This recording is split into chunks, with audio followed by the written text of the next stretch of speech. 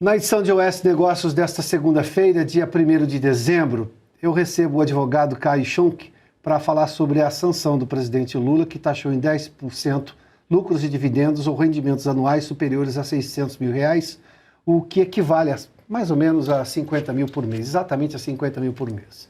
Como as empresas precisam se preparar para esta nova legislação, e não só empresas, estou falando da pessoa jurídica hoje, quem tem um CNPJ, um prestador de serviço, porque afinal essa lei entra em vigor já no primeiro mês de 2026.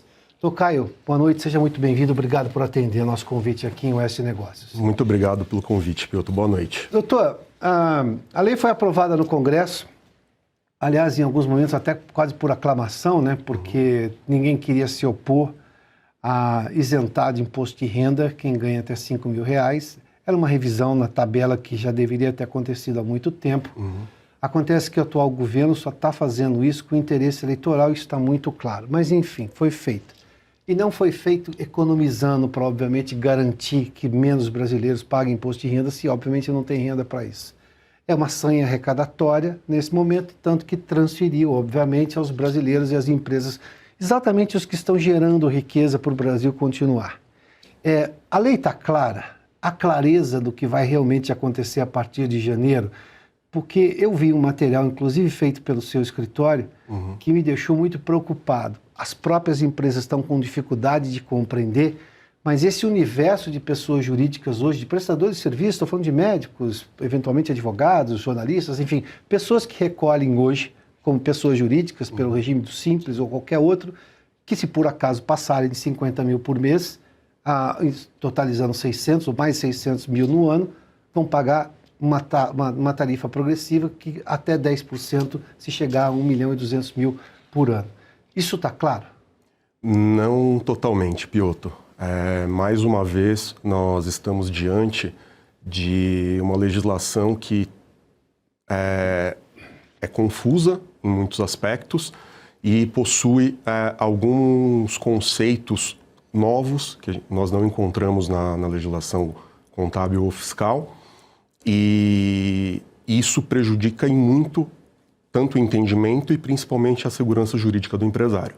Então vamos começar com o público que hoje, obviamente, não tem muita assessoria jurídica, porque é uma pessoa que se tornou pessoa jurídica, ou seja, um trabalhador, um prestador de serviços, é um contrato, porque ele recebe dessa maneira.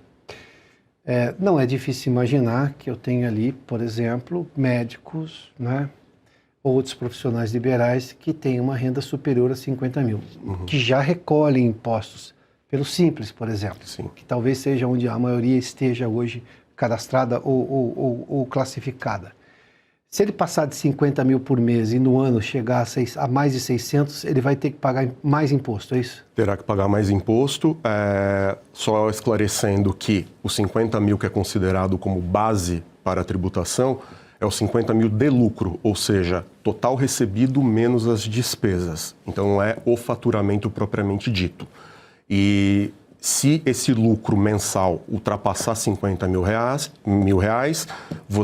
o contribuinte terá que pagar 10%, a alíquota retida na fonte, e se ao final do ano a soma de todos os rendimentos dele, não só os oriundos dessa atividade, mas aplicações financeiras, atividade rural, etc., ultrapassarem 600 mil reais, automaticamente ele já estará obrigado à chamada imposto de renda das pessoas físicas de tributação mínima, que as alíquotas são proporcionais e elas vão aumentando proporcionalmente a partir de 600 mil até 1.200.000, até chegar a 10, e acima de 1.200.000 é 10%.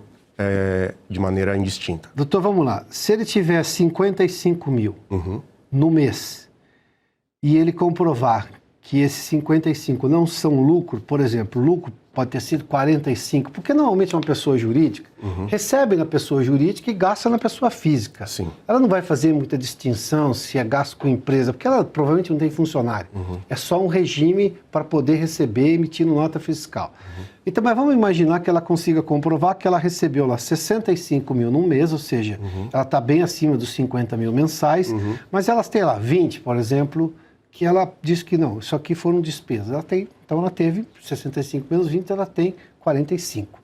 Ela não está sendo tributada, não será tributada. Não será tributada no mensal, mas é importante a gente mencionar que as empresas, por exemplo, do Simples Nacional e algumas do lucro presumido, elas acabam não fazendo uma contabilidade completa da maneira como a lei das SA e o Código Civil determinam.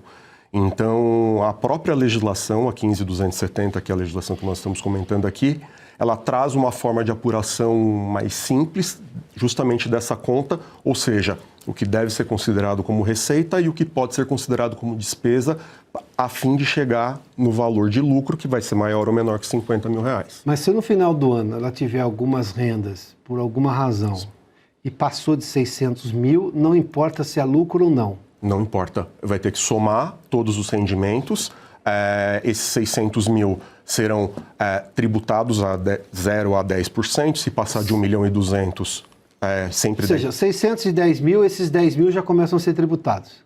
Os 610 e você desconta, você faz alguns descontos da base de cálculo e depois da alíquota. Então, por exemplo, no exemplo que você deu, apurou 65 mil de receita e teve rendimento e teve despesas de 10, ou seja, teve um lucro de 55. Ele vai tributar 55 mil integrais a 10%. Esses 10% no mês em que ultrapassar os 50 mil reais é tratado como uma antecipação. Então, se ao final do período ele chegou aos 600 mil, 610 mil, ele vai aplicar a alíquota de 10% sobre o total dos rendimentos dele, com essas deduções legais, e descontar esses 10% no mês a mês que foi cobrado. Tá, vamos lá. Não é simples. Não é. É inacreditável. Vamos lá. Ele teve um faturamento mensal, algum mês ou outro passou. Isso. No final do ano ele chegou a 650 mil reais. Ou seja, ele passou 50 mil do limite. Se ele tivesse chegado a 599, não aconteceria nada. Não. Tá bom, mas passou. Passou aqui 51 mil reais. Ele vai ser tributado exatamente do quê? Esse adicional aos 600 ou ele vai ser os 10% sobre esse adicional? Ou sobre os 600? 10% sobre os 650. Só que, como eu disse, entre 601 e 200, a alíquota não vai ser cheia 10%. Ela vai ser uma alíquota proporcional. Existe uma fórmula matemática estipulada na legislação que permite você chegar num cálculo proporcional. É um aumento gradual de alíquota até alcançar 10%. Mas, doutor, não é injusto? Porque se até 600 mil ele não seria tributado, e ele 650, 10% sobre os 50, que é o excedente, e 10% sobre 650 são coisas muito diferentes. Mesmo que eu não vá aplicar 10%, que eu vá aplicar esse percentual que é progressivo até os 1.200.000. Não é injusto isso aqui? A gente pode tratar sobre esse aspecto da justiça tributária. De fato, você ter apenas duas faixas para fim de aplicação da tributação pode ser entendido como um descumprimento de um princípio constitucional que informa o imposto de renda, que é o princípio da progressividade. O que o princípio da progressividade estabelece? Estabelece que, conforme a renda for maior seja a alíquota. Só que no Brasil, como nós já temos a tabela progressiva com 4 faixas, basicamente, a princípio, este dispositivo legal constitucional que determina a progressividade estaria cumprido. Então, como isso se trata de uma tributação mínima, então a gente está diante de uma encruzilhada, eu diria.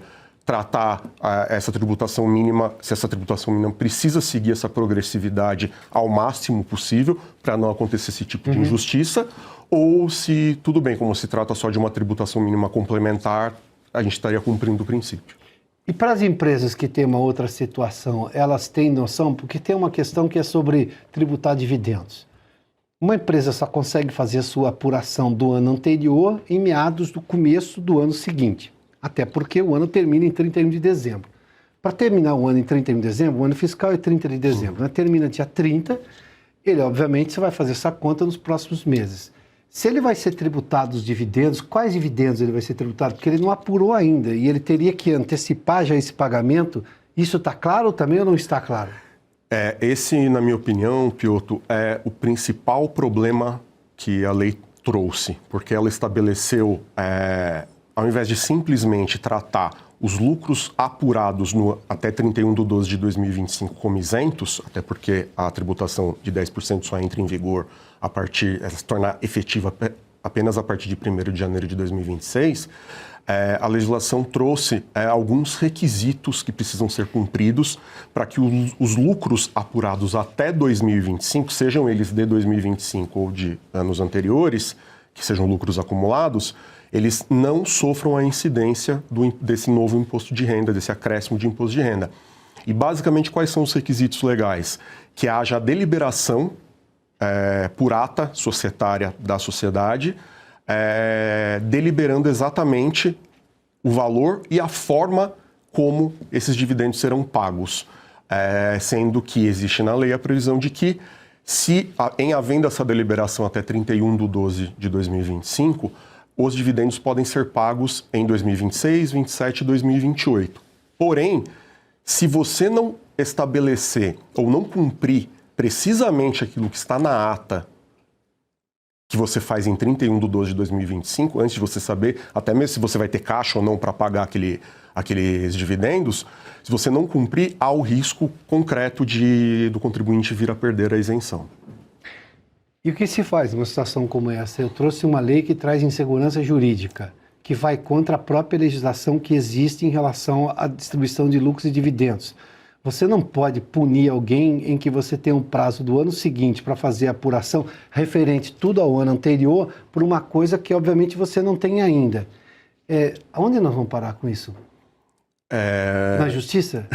Provavelmente. Nós estamos falando em judicialização de uma lei que acabou de ser criada. Exatamente. Inclusive, eu tive notícia hoje que o sindicato das empresas de contabilidade do Estado de São Paulo impetrou um mandado de segurança questionando exatamente esse aspecto da lei, em que pese já termos no Senado um outro projeto de lei para ajustar esse aspecto da Lei 15.270, jogando esse prazo até 30 de abril de 2026, que é o que determina o Código Civil, Lei das SA, mesmo assim, esse sindicato já impetrou o mandado de segurança e questionando que é impossível, é inexequível, na verdade, porque muitas empresas, principalmente sociedades anônimas fechadas, abertas ou fechadas, têm todo um trâmite para emitir uma ata de aprovação de contas, de distribuição de dividendos. E o compliance próprio da empresa. Auditorias, claro. E etc. Então, na minha opinião, foi criado um mecanismo para talvez evitar que o contribuinte se utilizasse de algum subterfúgio para fugir à tributação, e acabou complicando efetivamente a própria aplicabilidade da lei. Doutor, quando o senhor chama uma lei que acabou de ser aprovada nas duas casas do Congresso Nacional, sancionada pelo presidente, de inexequível, eu estou falando de um problema que não era para existir. É simples assim. Porque se é inexequível, eu estou falando de uma coisa que eu não consigo aplicar. E a boa-fé do contribuinte é que ele vai pagar o imposto, até porque já passa a ser inquestionável. Foi aprovado dentro dos trâmites legais. Mas se eu não consigo fazer isso porque confronta uma outra lei que ele também tem de seguir, nós estamos falando de novo de manicômio tributário. A frase do ministro Paulo Guedes, que antes dessa reforma tributária, que também é complicada. Ou seja, é mais um manicômio tributário para o cidadão brasileiro? Mais um. Eu diria que mais um, e acabou que a gente nem entrou ainda exatamente na parte mais complicada, essa é a parte problemática, eu diria. Mas a apuração, de fato, dessa tributação mínima ao final do ano, ela na minha opinião, foi criada dificuldades desnecessárias para se alcançar. Doutor, a gente está falando no intervalo, e acho que talvez não tenha ficado claro para o cidadão. Se ele passar 55, esses 10%, ou progressivo disso, ele não é sobre os 5 que ultrapassaram o mínimo, é sobre os 55. É os 55. E se deu, por exemplo, no final do ano, 650, ou seja, ele passou dos 600 que ele ficaria isento, ele vai pagar 10%, ou progressivo em relação a isso, vamos imaginar que sejam, sei lá, 3%, sobre os 650, e não sobre os 50 aqui. Não, é sobre o total. É a tributação Isso mínima. aqui não vai caber também judicialização sobre isso? Porque, pensa bem, se até 600 ele não era tributado, porque ele já paga impostos como no regime que ele tiver, o problema são os 50, não 650. Eu não gero um problema maior aí? É que, na verdade, da maneira como a legislação foi estruturada, esse 650 é o total de rendimento anual. Então, o conceito é de rendimento. A pessoa física ela tributou rendimento, não o lucro propriamente dito. Então, rendimento é até um conceito relativamente básico, é aquilo que sobra, é que é o que deveria ser tributado. Só que, infelizmente, a nossa tributação de imposto de renda, tanto a jurídica quanto a de pessoa física, ela não nos permite abater 100% dos nossos custos, gastos, etc. Mas é um caso de bitributação, porque ele já recolheu esses impostos de outra maneira, não recolheu? Então, na verdade, eu não diria que seria uma bitributação jurídica, seria uma bitributação econômica, em que a maioria dos países no mundo, normalmente, quando criam ou têm uma tributação de dividendos, eles reduzem um pouco a tributação corporativa da empresa e a diferença eles passam para a pessoa física. Isso é política fiscal, não é favor fiscal nenhum. Como que essa lei está estruturada? Ela criou um mecanismo de redução, um redutor ao final, no ajuste anual, né? Em que se a soma da alíquota efetiva da empresa que está pagando o dividendo, mais a alíquota efetiva da pessoa física dentro da apuração dela, somadas ultrapassem a alíquota nominal das empresas, que em geral é 34%, mas se forem seguradoras é 40%, e em instituições financeiras 45%. Então, se a soma dessas alíquotas efetivas passar ou alcançar os 34%, que é a regra geral, vamos chamar assim, o excedente se torna um redutor do imposto a pagar, do imposto mínimo a pagar. Então, um redutor, ou seja, ele deixa de arrecadar. Eu vou lá, faço uma conta, ele paga menos. Ou ele tem que pedir de volta esse dinheiro? A princípio, vai ter um redutor na própria declaração do imposto de renda, diferente, por exemplo, do não residente. Porque o não residente, pessoa física ou jurídica, aí é indistinto, ele vai pagar 10% acima dos 50 mil mensais. Como ele não tem ele não está dentro do território brasileiro, ele não consegue, ele nem precisa comprovar para o Estado brasileiro que se ele teve mais ou menos de 600 mil reais no ano, a legislação prevê em que o não residente tenha que questionar a empresa que está distribuindo os lucros para ver qual que é a alíquota efetiva dela, somar com essa alíquota nominal de 10%, que no caso dele não altera, não tem esse progressivo, é sempre 10%. Se isso ultrapassar 34%, esse adicional ele vai poder pedir como crédito fiscal. O que a legislação prevê fala que ele pode pedir em até 360 dias. Inclusive, esse também é um outro ponto que esse projeto de lei que vai vir em tese para reformar essas minúcias na legislação, prevê que esse prazo passe a ser de 5 anos, que é o mesmo prazo que qualquer contribuinte no Brasil tem para pedir de volta um tributo pago indevidamente. Não tem uniformidade, criou uma deformação, uma deformidade. Sim. Em vez de uniformizar o entendimento com a lei que já existia, sim. Criou-se uma exceção. Sim, e não é qualquer lei, é o Código Tributário Nacional de 1966.